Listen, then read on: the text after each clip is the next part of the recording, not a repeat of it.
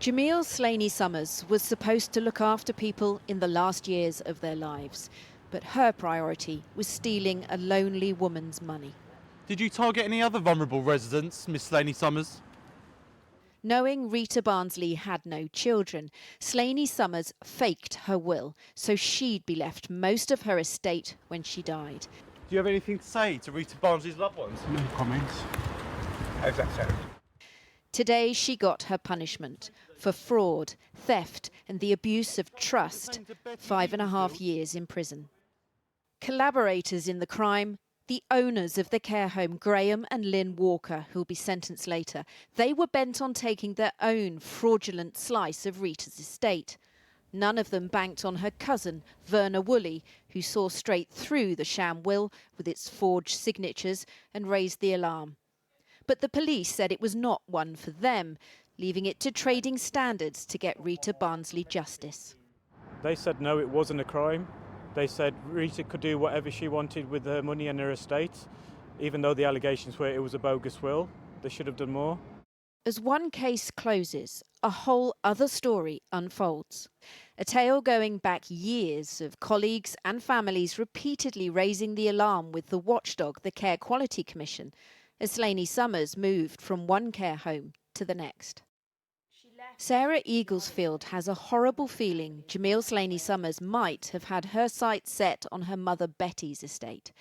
When she had a fall, Betty was taken into Cedarwood Care Centre in Birmingham under the management of Jamiel Slaney-Summers. Sarah wanted her mum to live with her, but Slaney-Summers told the authorities Sarah shouldn't look after her mum. She was saying that I was disruptive in the care home. She was saying that I had asked my mother to sign things in the care home when I'd never taken any documents in. And she said that I would turn up drunk when I wasn't even drinking alcohol at the time. What do you think she was up to? I think she was trying to paint a picture of me to adult social services to keep my mother within her care.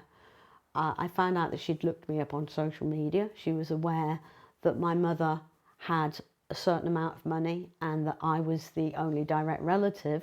Do you think she was sniffing around your mother's estate?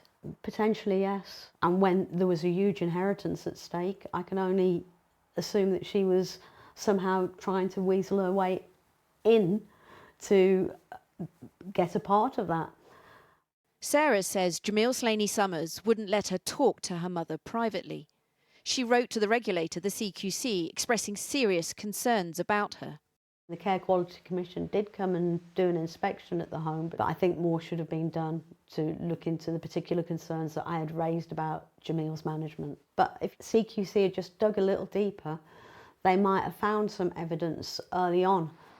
The following year, Jamiel Slaney-Summers changed jobs and arrived at Amberley Care Home, where she went to work faking Rita Barnsley's will and using her bank card to steal thousands of pounds.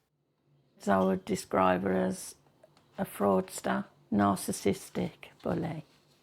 Julia Botfield was the cook at Amberley. She's shocked by Slaney-Summers' crimes, but not totally surprised, given how she says she treated the residents. She'd shout at them in a tone that was just not necessary. You know, they were vulnerable, dementia.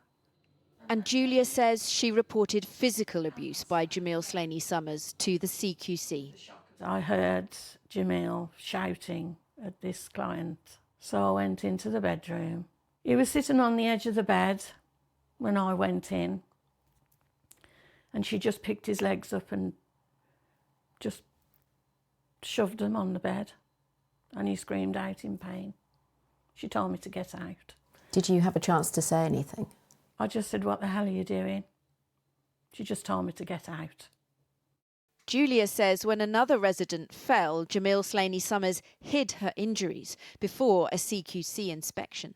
The girls were quite alarmed about another elderly lady, that she'd had a fall. She'd received bruises on her face through this fall, and that Jamiel had covered it up with makeup. Channel 4 News has established the Care Quality Commission was warned about Jamiel Slaney-Summers repeatedly over the years. There were at least 8 reports about her from concerned colleagues and residents' relatives, the complaints stretching from 2014 to 2021, spanning her time working in 4 different care homes. Many former staff from those homes came to see Jamiel Slaney-Summers being sentenced. For those who'd reported her to the CQC over the years, it was emotional.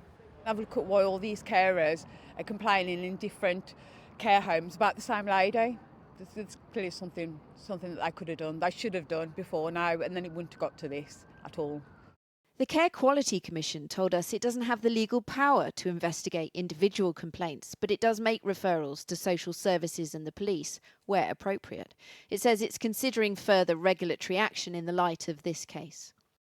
The investigation continues, however, now turning to 10 more potential victims of Jamiel Slaney-Summers.